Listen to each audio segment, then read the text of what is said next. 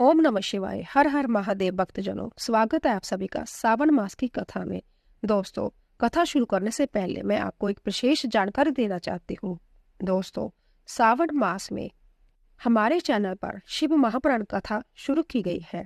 आप सब शिव प्रेमी शिव महापुराण कथा सुनने के अभिलाषी हो तो आपको शिव महापुराण की कथा का लिंक नीचे डिस्क्रिप्शन में मिल जाएगा। कृपया कथा सुनकर पुण्य के बागी बने। आप सभी का धन्यवाद। आइए सावन मास महात्म 8वां अध्याय शुरू कर रहे हैं। आप सभी मेरे साथ मिलकर बोले हर हर महादेव। 8वां अध्याय। भगवान शंकर बोले, सनातन कुमार, अब मैं पाप ताप को हरने वाले बुध तथा बृहस्पति के व्रत को कहूंगा, जिनको श्रद्धा व प्रेम के साथ करने से प्राणी को उत्तम सिद्धि की प्राप्ति होती है। ब्रह्मा जी ने चंद्रमा को ब्राह्मणों को राज्य आसन पर अभिषिक्त किया था। किसी समय चंद्रमा ने श्री बृहस्पति की तारा नामक स्त्री को देखा। वह संपूर्ण लक्षण संपन्न उमरती जवानी युक्त रमणीय रूप लावण्य संपन्न थी। चंद्रमा उस रूप की खान अत्यंत सुंदर तारा को देखकर मोहित हो काम के वश में हो गया और अपने घर रखकर चंद्रमा ने अपने बल से गुरु पत्नी का उपभोग किया। बहुत काल बीत जाने पर उसके जहाँ एक पुत्र हुआ, जिसका नाम बुध रखा और जो विद्वान रूपवान तथा सर्व लक्षणों से युक्त था। बृहस्पति अपनी पत्नी को तलाश करते हुए चंद्रमा के जहाँ पहुंचे और उससे कहा, मेरी पत्नी मुझे वापस लौटा दो। तुमने गुरु पत्नी के साथ कैसे गमन किया है? इस पाप से भला तुम्हारा किस प्रकार छुटकारा होगा? इस महापाप की ओर तुम्हारी बुद्धि किस प्रकार गई? अब तुम चुपचाप मेरी स्त्री को मुझे वापस लौटा दो और संभव प्रायश्चित करके पाप से रहित हो जाओ।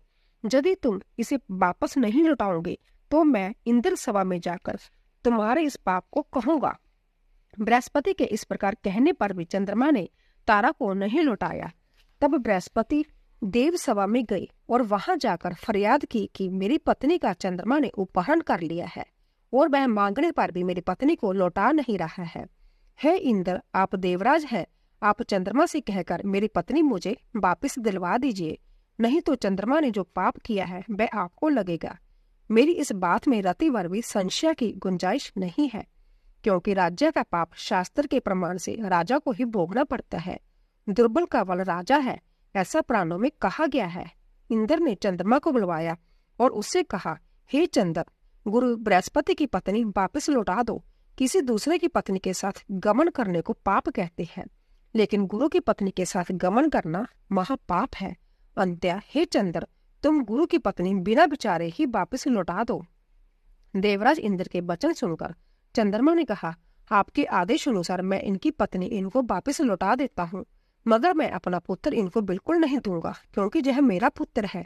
चंद्रमा की इस बात से देवताओं को संशय पैदा हुआ, यह पुत्र किसका है? यह तो तारा ही ठीक ठीक बतला सकती है।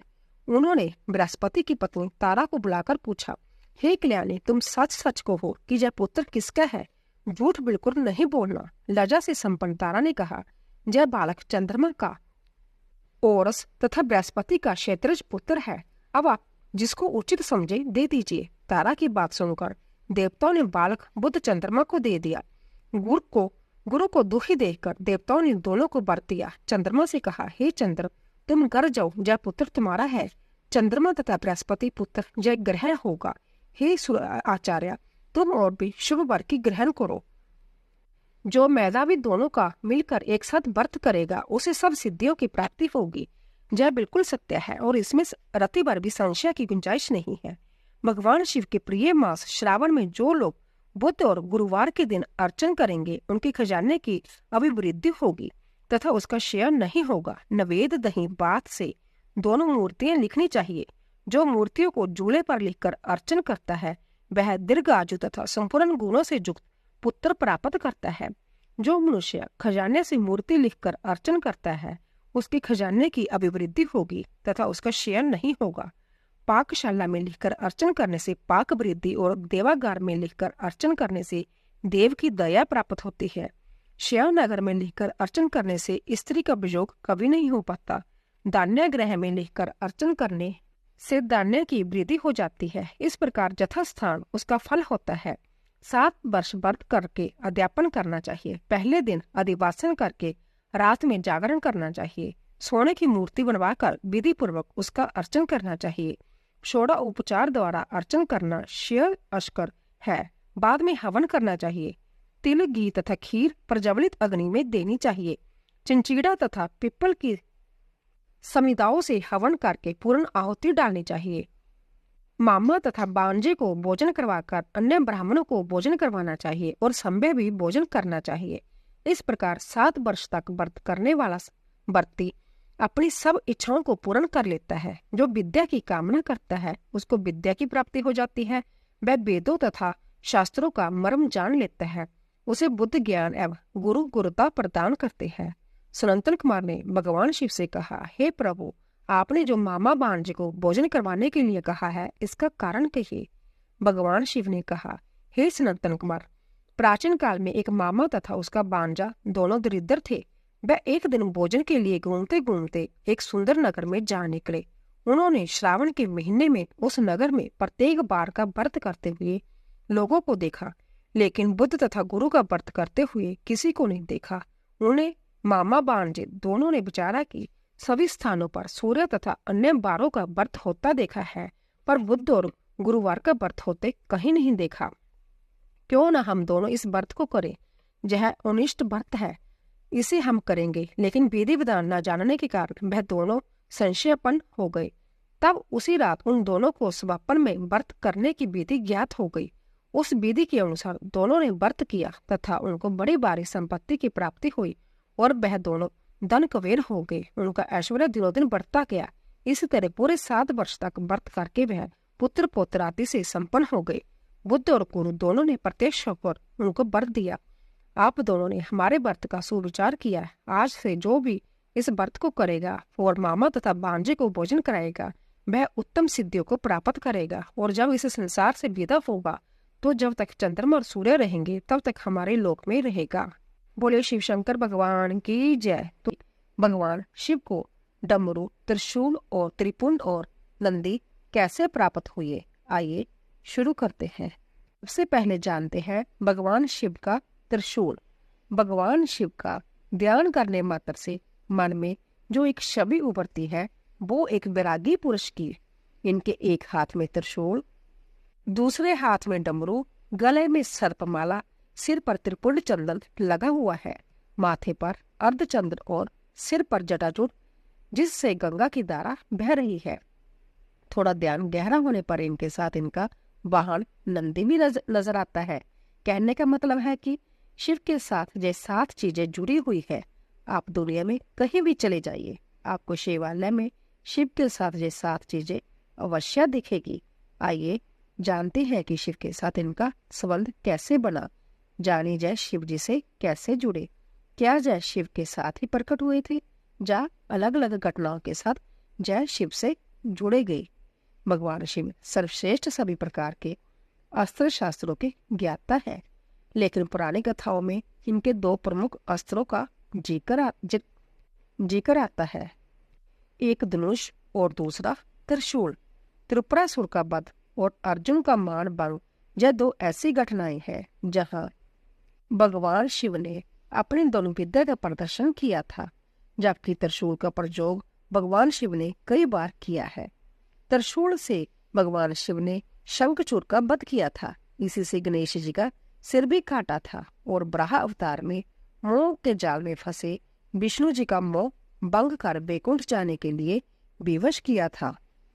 भगवान शिव के धनुष के बारे में तो जय कथा है कि इसका आविष्कार संभव भगवान शिव ने किया था, लेकिन त्रिशूल कैसे इनके पास आया, इस विषय में कोई कथा नहीं है। माना जाता है कि सृष्टि के आरंभ में ब्रह्मनाद से जब भगवान शिव प्रकट हुए तो साथ ही रज, तम, सत या तीनों गुण भी प्रकट हुए। यही तीनों गुण भगवान शिव के 3 शूल जाने त्रिशूल बने। इनके बीच सामंजस्य बनाए बगैर सृष्टि का संचालन कठिन था। इसीलिए भगवान शिव ने त्रिशूल रूप में इन तीनों गुणों को अपने हाथों में धारण किया। दूसरे नंबर पर आता है भगवान शिव का डमरू। भगवान शिव को सहारकर्ता के रूप में वेदों और पुराणों में बताया गया है, जबकि शिव का नटराज रूप ठीक इसके विपरीत है। यह प्रसन्न होते हैं और नृत्य करते हैं। इस समय भगवान शिव के हाथों में एक बांधे जंतर होता है जिसे डमरू कहते हैं। इसका आकार रेत गड़ी जैसा है जो दिन रात और समय के संतुलन का प्रतीक है। भगवान शिव भी इस तरह के हैं। इनका एक स्वरूप है बैरागी का तो दूसरा भोगी का जो नृत्य करता है, परिवार के साथ जीता है। इसीलिए भगवान शिव के लिए डमरू ही सबसे उचित वाद्य जंतर है। यह भी माना जाता है कि जिस तरह शिव आदि देव है उसी प्रकार डमरू भी आदि वाद्य जंतर है। भगवान शिव के हाथों में डमरू आने की कहानी बड़ी ही रोचक है। सृष्टि के आरंभ में जब देवी सरस्वती प्रकट हुई तब देवी ने अपनी बीना के स्वर से सृष्टि में ध्वनि जो जन्म दिया, लेकिन यह ध्वनि सुर और संगीत विहीन थी। उस समय भगवान शिव ने नृत्य करते हुए 14 बार डमरू बजाए और इस ध्वनि से व्याकरण और संगीत के दंत ताल का जन्म हुआ। कहते हैं कि डमरू ब्रह्मा का स्वरूप है जो दूर से विस्तृत नजर आता है, लेकिन जैसे जैसे ब्रह्मा के करीब पहुंचते हैं वह संकुचित हो दूसरे सिरे से मिल जाता है और फिर विशालता की ओर बढ़ता है। सृष्टि में संतुलन के लिए इसे भी भगवान शिव अपने साथ लेकर प्रकट हुए थे। तीसरे नंबर पर आता है शिव के गले में विषधर नाग। भगवान शिव के साथ हमेशा नाग होता है। इस नाग का नाम है वासुकी। इस नाग के बारे में पुराणों में बताया गया है कि यह नागों के राजा है और नागलोक पर इनका शासन है। सागर मंथन के समय इन्होंने रस्सी का काम किया था जिससे सागर को मथा गया था। कहते हैं कि वासुकी नाग शिव के परम भक्त थे। इनकी भक्ति से प्रसन्न होकर भगवान शिव ने इन्हें नागलोक का राजा बना दिया और साथ ही अपने गले में आभूषण की बांति लिपटे रहने का वरदान दिया। नंबर 4 पर आता है नंदी ऐसे बने शिव के वाहन। नंदी के बारे में पुराणों में जो कथा मिलती है उसके अनुसार नंदी और शिव वास्तव में एक ही है। शिव ने ही नंदी रूप में जन्म लिया था। कथा है कि शिलाद नाम के ऋषि मोह माया से मुक्त होकर तपस्या में लीन हो गए। इससे इनके पूर्वज और पितरों को चिंता हुई कि इनका वंश समाप्त हो जाएगा। पितरों की सलाह पर शिलाद ने भगवान शिव की तपस्या करके एक अमर पुत्र को प्राप्त किया जो नंदी नाम से जाना गया। शिव का अंश होने के कारण नंदी शिव के करीब रहना चाहता था। शिव जी की तपस्या से नंदी शिव के गणों में प्रमुख हुए और बैल रूप में शिव का बाण बनने का सौभाग्य प्राप्त किया। नंबर 5 पर आता है भगवान शिव के सिर पर चंद्र कैसे पहुंचे। शिव पुराण के अनुसार चंद्रमा का विवाह दक्ष प्रजापति की 27 कन्याओं से हुआ था। यह कन्याएं 27 नक्षत्र है। इनमें चंद्रमा रोहिणी से विशेष स्नेह करते थे। इसकी शिकायत जब अन्य कन्याओं ने दक्ष से की तो दक्ष ने चंद्रमा को क्षय होने का शाप दे दिया। इस शाप से बचने के लिए चंद्रमा ने भगवान शिव की तपस्या की। चंद्रमा की तपस्या से प्रसन्न होकर भगवान शिव ने चंद्रमा के प्राण बचाए और उन्हें अपने शीश पर स्थान दिया। जहां चंद्रमा ने तपस्या की थी वह स्थान सोमनाथ कहलाता है। मान्यता है कि दक्ष के शाप से ही चंद्रमा घटता बढ़ता रहता है। नंबर 6 पर आता है शिव के माथे पर त्रिपुंड किस तरह आया। भगवान शिव के माथे पर त्रिपुंड इस तरह आया। भगवान शिव के माथे पर बपूत राख से बनी 3 रेखाएं हैं। माना जाता है कि यह 3 लोकों का प्रतीक है। इसे राज्य तम और 7 गुणों का भी प्रतीक माना जाता है। लेकिन भगवान शिव के माथे पर बपूत की यह 3 रेखाएं कैसे आई, इसकी बड़ी रोचक कथा है। पुराणों के अनुसार दक्ष प्रजापति के जग कुंड में सती के आत्मदाह करने के बाद भगवान शिव उग्र रूप धारण कर लेते हैं और सती के देह को कंधे पर लेकर त्रिलोक में हाहाकार मचाने लगते हैं।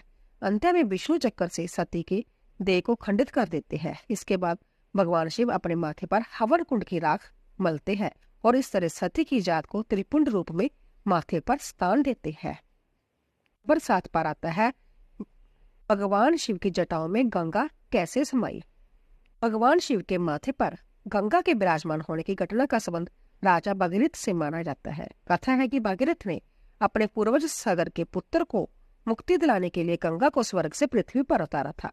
लेकिन इस कथा के पीछे कई कथाएं हैं जिनसे भगीरथ का प्रयास सफल हुआ। कथा है कि ब्रह्मा की पुत्री गंगा बड़ी मनमोजी थी। एक दिन दुर्वासा ऋषि जब नदी में स्नान करने आए तो हवा से उनका वस्त्र उड़ गया और तभी गंगा हंस पड़ी। क्रोधित दुर्वासा ने गंगा को शाप दे दिया कि तुम धरती पर जाओगी और पापी तुम में अपना पाप धोएंगे।